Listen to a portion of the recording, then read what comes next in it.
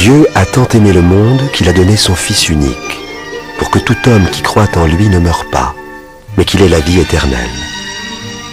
Car Dieu n'a pas envoyé son Fils dans le monde pour juger le monde, mais pour que le monde soit sauvé par lui. Bonjour, chers bien-aimés dans le Seigneur, que la grâce de Dieu repose sur vous et que le Seigneur des grâces vous comble de son amour, de sa grâce, de sa miséricorde et de sa puissance. Aujourd'hui encore, nous voici dans ce cadre où nous parlons particulièrement de la destinée prophétique. Et comme on l'a promis, vous allez recevoir ça chaque semaine afin d'édifier votre vie pour que vous puissiez voir la gloire et la grâce de Dieu et persévérer dans la voie du Seigneur pendant que vous attendez la promesse de Dieu. Je parle de la destinée prophétique, ces voyages qui partent du jour où vous avez réussi la promesse de Dieu jusqu'au jour où vous allez la voir s'accomplir. Nous avons développé plusieurs points, nous avons parlé de mon destin, nous avons parlé de la destinée prophétique, nous avons parlé du long voyage que Dieu choisit, nous avons parlé du découragement. Aujourd'hui particulièrement, j'aimerais parler des combats et que nous rencontrons dans ce chemin. En fait, la réalité pour Dieu était que les enfants d'Israël passent d'une rive à une autre. Une promesse qui a été donnée plus de 400 ans à Abraham. Dieu a dit que ta progéniture ira en esclavage en Égypte et après je les ramènerai. Et il s'est fait que des générations sont passées et cette promesse devait s'accomplir. Isaac était né, il est passé, il a laissé Jacob. Jacob avait eu ses 12 enfants. Ils sont partis comme une famille par Joseph. Et ils sont revenus comme une nation. Voilà un miracle de Dieu qui va s'opérer. Dieu vous amène comme une famille et vous ramène de ces pays comme étant une nation. En fait, ce que j'aimerais parler, c'est des combats particulièrement. Vous savez, Dieu nous prépare pour des grandes choses. Mais ce qui est vrai, il faut que toute personne soit armée de l'esprit de combativité et l'esprit de persévérance, afin de voir la promesse de Dieu s'accomplir dans leur vie. Je peux me poser cette question, par exemple. Pourquoi, si c'est Dieu qui va me les donner, et pourquoi ça ne doit pas être si facile? Christ lui-même a combattu. Il a combattu pour que nous puissions avoir la vie que nous avons, pour que nous puissions avoir les salis. Vous savez, il n'y a rien qui vous est donné dans cette vie si vous n'avez pas sué, si vous ne vous êtes pas bâti totalement pour y arriver. Et je vais parler particulièrement des combats, les combats dans la destinée prophétique. Les combats dans la destinée prophétique, c'est quelque chose qui est prévu. Dieu dit dans sa parole, on vous fera la guerre, on ne vous vaincra pas. Dans votre chemin et dans votre foi, les combats n'est pas à exclure parce qu'il y a une promesse qui est claire. Dieu dit, on vous fera la guerre. On vous fera la guerre, mais vous ne serez jamais vaincus. La guerre, elle est certaine, elle sera là. Mais vous serez victorieux. Pourquoi? Parce que Dieu sera avec vous et Dieu combattra avec vous. C'est ainsi que la Bible déclare. À moi la vengeance, à moi la rétribution. Au jour du combat, la délivrance n'appartient pas aux chevaux, ni à l'épée, mais à Dieu. C'est l'Éternel qui combattra pour nous. C'est l'Éternel qui combat pour nous. Et nous devons nous mettre en prière. Je vais parler de quelqu'un particulièrement qui va nous édifier pour développer ces points parce que je ne vais pas prendre beaucoup de temps. Que ce soit un message précis et clair qui va vous édifier dans votre foi et dans votre vie. Je prends de David. David qui avait un destin sur sa vie. Et ce destin, c'était de devenir un roi un jour. Il avait reçu l'onction royale, mais ce n'était pas le même jour qu'il était parti comme et devenir roi. Il s'est passé des choses dans sa vie, il est rentré, il s'est battu avec les animaux. Et la Bible dit, il a raconté à Saoul qu'il s'est battu avec les animaux, mais il était vainqueur. Le Dieu qui lui délivrait des animaux lui a donné la victoire. En fait, David s'est battu avec les animaux et il s'est battu aussi avec Goliath. Vous savez, Goliath, c'est un ennemi géant, grand détail et guerrier. Il y a une chose que vous devez savoir, frères bien-aimés dans le Seigneur, que dans votre vie, il y aura toujours des combats. Particulièrement quand vous voulez accéder dans une autre promesse, dans une autre dimension de la grandeur de Dieu. Dieu permet qu'il y ait l'adversité. Souvenez-vous, bien-aimés dans le Seigneur, que ce petit David qui vient dans un terrain de bataille et du coup se retrouve avec un géant, quelqu'un qui est préparé ou créé pour la guerre. Goliath, il était là. et pour faire la guerre, il montait les défis contre les enfants d'Israël. Et David dit, moi je partirai avec les noms de l'Éternel et je les combattrai. Je crois que le Dieu qui me protégeait contre les animaux, il me protégera contre cet incirconcis. Qu'est-ce que je vais dire aujourd'hui? C'est justement pour te dire que tu dois être armé dans ta vie, qu'il y aura de bataille, qu'il y aura de combat, qu'il y aura des situations qui vont surgir dans ta vie, mais pas pour t'avaler. La Bible dit, le mer ne t'avaleront pas et le feu ne te consumera pas. Tu vas te demander des fois de questions. Pourquoi tous ces combats? Pourquoi tous ces problèmes? Pourquoi toutes ces situations?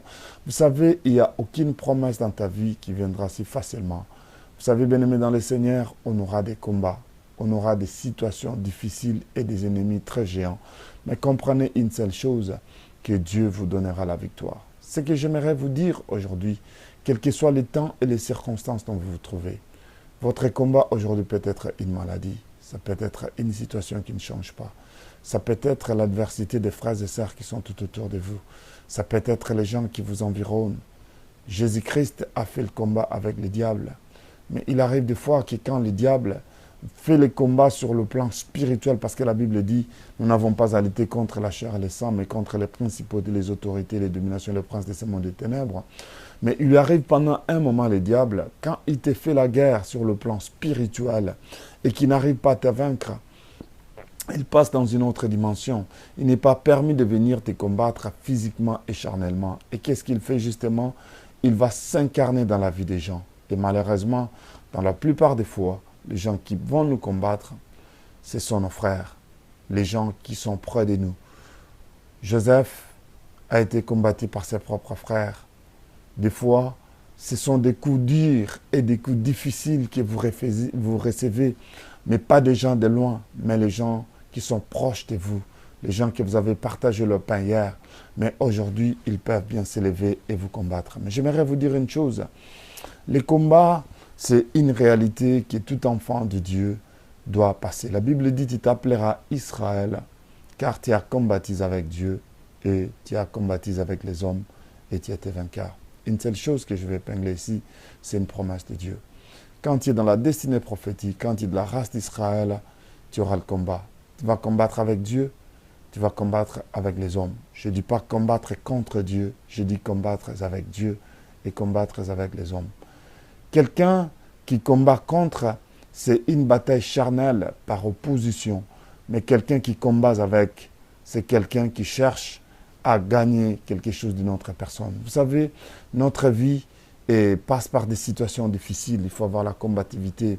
Mais on ne cherche pas à se battre pour réussir dans le ministère, pour dominer sur les autres.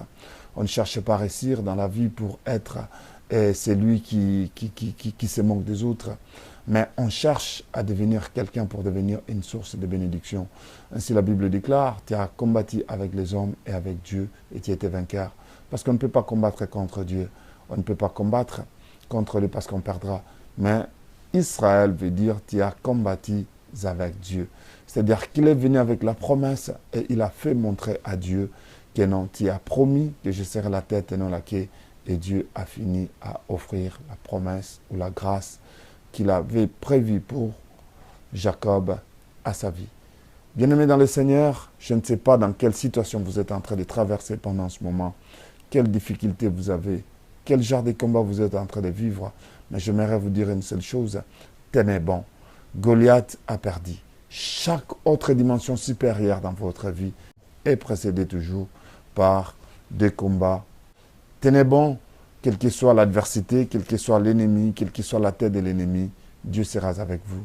Ne soyez pas comme Israël qui se sont vus comme des sauterelles qui, au-devant des Anakim, Dieu ne regarde pas la taille des hommes. Dieu est capable de faire beaucoup de choses avec toi. Ce que j'aimerais t'encourager aujourd'hui, quelle que soit l'adversité, quels que soient les combats que tu es en train de traverser, reste attaché à Dieu et Dieu te donnera la victoire. Les combats, c'est dans la destinée prophétique. J'aimerais dire que quand il y aura des combats dans ta vie, ne pense pas que Dieu ne t'aime pas. Ne pense pas que Dieu ne t'a pas appelé. Mais c'est seulement les combats qui doivent te dire que réellement, tu as une promesse de Dieu dans ta vie. Car le diable ne combat pas ceux qui n'ont rien. Il combat toujours ceux qui ont quelque chose. Alors, si tu es dans cette adversité, j'aimerais venir avec toi et prier pour toi, afin que la grâce de Dieu s'accomplisse dans ta vie. Tu vas élever tes mains et les tendre là, sur l'écran, pendant qu'il est en train de me suivre, et je prierai le Seigneur de gloire qui va te faire grâce dans cette situation et dans ces combats. Ferme tes yeux et regarde l'amour de Dieu. Père, au nom de Jésus-Christ, je prie pour ton fils, ta fille, qui me suit pendant ce moment. Ils sont en train de passer des moments difficiles, des combats, de l'opposition, Seigneur de gloire, des situations très compliquées dans leur vie. Mais je m'arrête de demander une seule chose, Dieu. Comble-les de ton amour et de ta grâce. Tu dis dans ta parole, on te fera la guerre, on ne te vaincra pas. Je recommande ce peuple entre tes mains et je demande la victoire dans le nom puissant de Jésus-Christ. Nous avons vaincu par Christ. Il a versé le sang. Il était venu. Il a vaincu, Seigneur de gloire. Sur la croix, il a dit tout est accompli.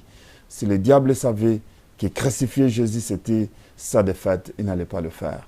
Mais gloire soit rendue à toi, notre Dieu, qui aveugle les gens. Tu as aveuglé le diable. Il n'a pas su que Dieu, Christ mourant sur la croix, c'est notre victoire. Merci, car la victoire est donnée à ma soeur, à mon frère, au travers de cette prière et au travers de la croix. Au nom de Jésus-Christ, je prie, je dis Amen. Si tu as fait cette prière avec moi, persévérez, Dieu te donnera la victoire. Cherche-toi une bonne église, prie le Seigneur, et Dieu te montrera la victoire. De tes propres yeux, tu verras, et tu verras la grâce de Dieu. Que le Seigneur vous bénisse. Au revoir. Mes documents sont là. Il y aura un spot publicitaire qui va suivre. Et suivez pour chercher quelques brochures que j'ai publiées moi-même. Et procurez-vous ces brochures et Dieu vous fera énormément beaucoup de bien. Que le Seigneur vous bénisse.